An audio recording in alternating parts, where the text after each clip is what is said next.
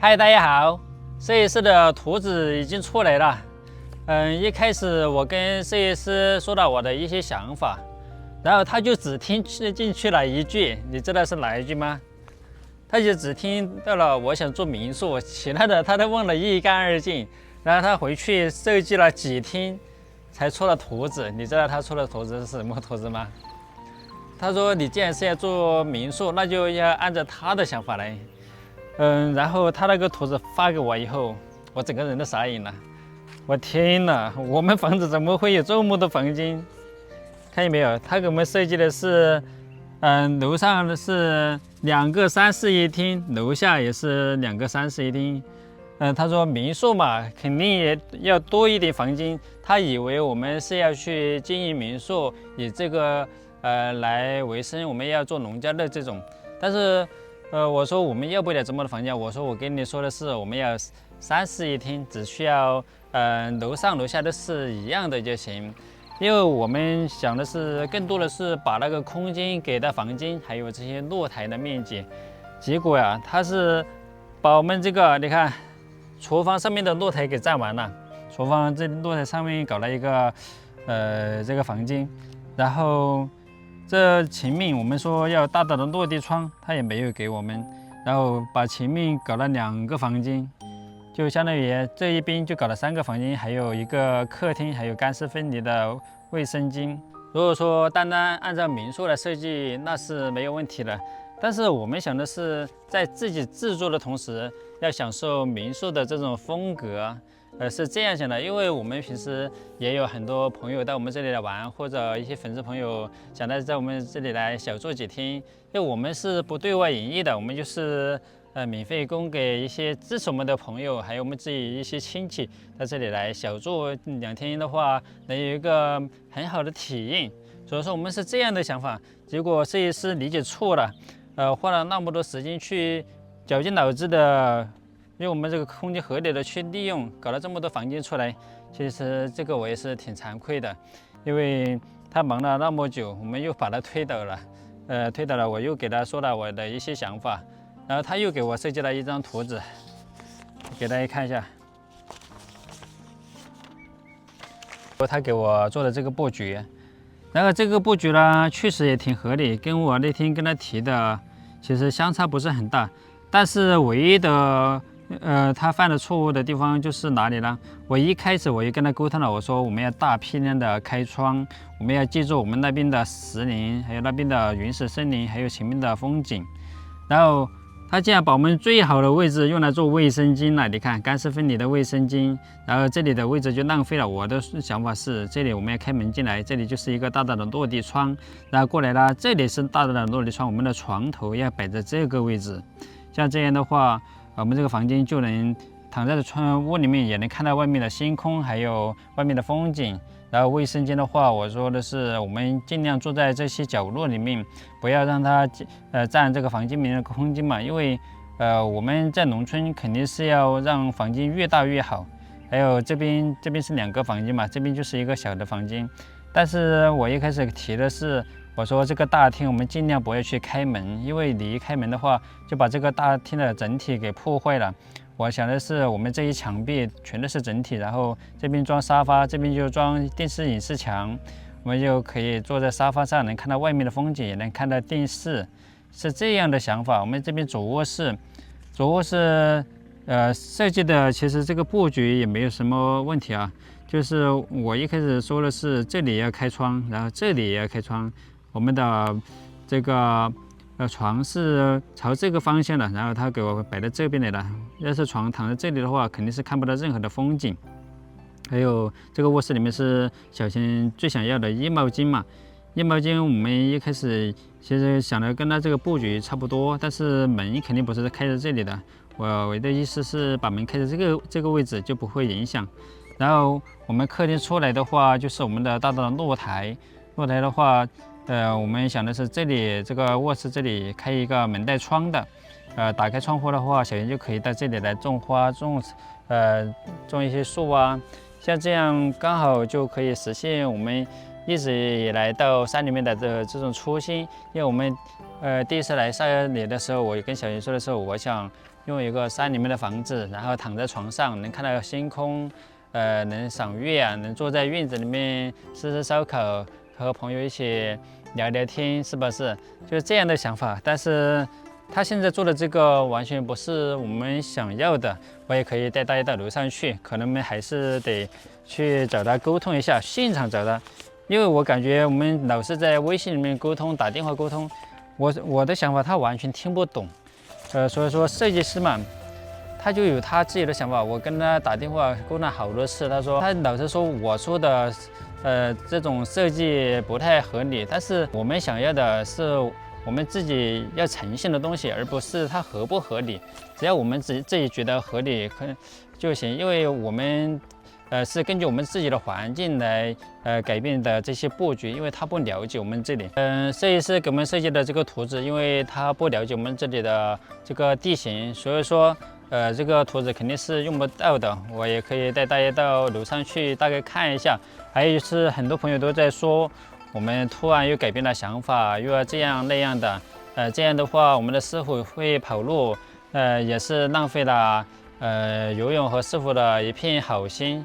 我在想，我们不管怎么改，其实对师傅还有游泳是没有任何的影响的。为什么呢？因为我们的房子不是整包出去的，师傅不是包工头，是他做一天就有一天的工资，是这样来做的。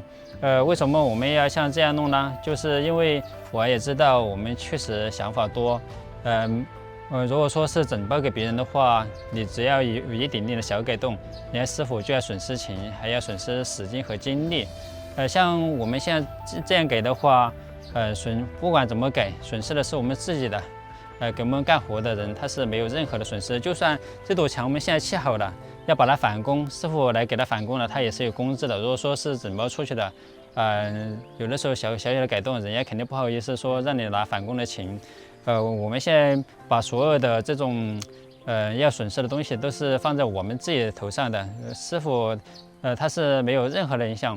我们这个房子改造时间越长啊，师傅做的越久，所以说只能是对我们自己不利，对给我们干活的人是没有任何的影响的。还有就是大家都说我们找了这么多设计师来，每次都是想白嫖设计师的图纸，这个是完全不存在的。因为我们找的每一位设计师来这里啊，我们都是先谈好价钱，谈好价钱后我们要付80%的定金，他才会给我们出图纸。因为大家都知道，这个图纸你一旦给你出来了，你就看了图纸，你就算不要，你这个定金也是退不了的。如果说你不给他定金的话，他是绝对不会给你出图纸的，他就是顶多来陪你说说话，给你说一些他的想法。他说的想法我们也看不到图纸，也没有用啊，是不是？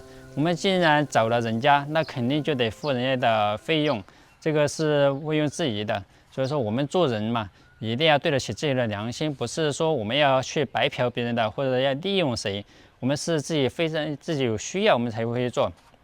如果说你没有这个需求的话，你找人家来是浪费自己的时间，也是浪费别人的时间，我们也不会去做这些事情，是不是？好，我们到楼上去。我看评论区里面最多的声音就是说我们好高骛远，就是痴心妄想，总是三心二意，改来改去。我在想，我们来到这里的初衷，不就是为了更好的享受这里的这种环境吗？我们想的就是过好田园生活，然后做一个适合我们的房子。我们要做的是能让它永久保留下来的，有让叶恒他们都能永远记住这里。我们要做一个有传承性的东西，不是我们这一代人做了就不做了，我们是要传承给我们的下一代，让它永远的存在这个房子。所以说我们一定要把所有的精力，把我们的想法全都把它实现。如果说这最后一次改造房子，我们都不去三心二意的去想这么多问题的话，那做出来也不是我们想要的。可能好多人都说我们这样改来改去，到时候可能又会烂尾。我们这样做了，我们就不会让它烂尾，开工没有回头箭。我们一定要尽我们的全责，我们一定要尽我们所有的力量去把这个房子做好。就算离我们的想法差那么一点点，我们也会想办法去给它落实。就像这个图纸一样，我师傅一直都说让我们自己画一个图纸，就是或者在网上找一个相似的图纸来，给他作为参考就行。他花这个钱没有必要，他说，大概给他说一下我们的想法，他就能给我们做出我们想要的效果。但是呢，我们为了追求极致，为了追求每一个房间的尺寸，还有卫生巾的位置、衣帽间的位置，这些干湿分离啊，所以说我们还是决定有的钱那是不能省的，一定要花。所以说我们这次请的这个设计师，因为以前也认识嘛，我突然又想到了他。还有就是设计费这个问题，每一次来我们都会提前跟设计师沟通，这个设计费是怎么算的。因为这个设计师我们也是认识好多年了，一直没有想起来。这次改这个房子，突然又想起来，还有这么一个认识的设计师，然后他到这里来呀，也是给了我们一个合理的价格。平时给别人设计，这个价格是拿不到的，他给我们只算了1000多。我们在设计之前虽然是朋友啊，但是我们还是得按照他们的规矩来预付他们80%的这个设计费。只有付这个设计费了后，他们才会出这个草图，然后出这个草图给我们看了以后，如果说没有改动的，他们就要开始出正式的图纸，那些尺寸都会标上去。等我们正式的图纸出来以后，我们就会把剩余的尾款给付给人家。经常都有人说我们现在去白嫖别人的这个想法和设计，那是不存在的。因为设计师他也不是傻子，他也不会做这些白月工。既然他们从城里那么多远的地方跑到这里来，他肯定是要赚这个钱的，人家肯定是要把他们自己的这个费用谈清楚。因为无论做什么行业，那肯定都得先交定金。就算你去酒店订一个包房，你肯定是得把定金交了，人家才会给你预留这个位置。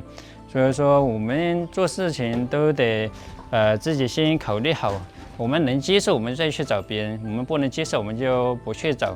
像上次整包的问题，确实他超出了太多预算，所以说我们这次才请了师傅来给我们做这种做一天算一天这种，就完全根据我们的想法来。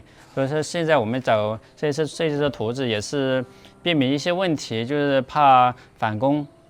有了图纸，我们就跟着图纸1比1的去施工，就不会有返工的这种现象。因为这个设计费虽然是花出去了，但是我们到时候改造房子的时候，是不是可以减少很多返工的问题？这样不就是间接性的去省钱了吗？是不是？还有就是我们的现在这个楼梯不知道往哪里上合适，那我们还是要去找设计师沟通的。也是楼梯也是给了很多方案，都还没有定下来。找设计师也是想听一下设计师的想法，或者我们问一下师傅的想法。因为这些东西师傅和设计师他们毕竟是专业的，我们只是提出我们的想法，但是我们的想法都是不成熟的，因为他们才知道这些尺寸要怎么走怎么上，往哪里走才好。所以说我们这个房子也会越来越好。我们想的就是每个房间都必须要有大的落地窗，要看到前面的风景、侧面的风景。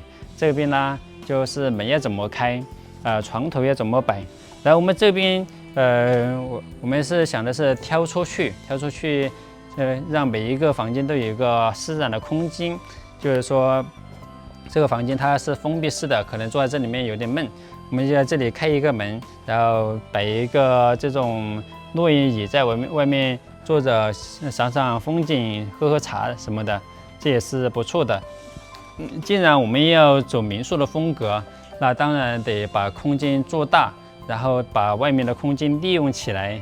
像这样，我们就可以达到我们自己想要的效果。然后有朋友到这里来玩呀，来小住几天，他也觉得很舒服。我们这个房子接近这个环境，在我们的能力范围内，一定会把它做出我们自己想要的效果。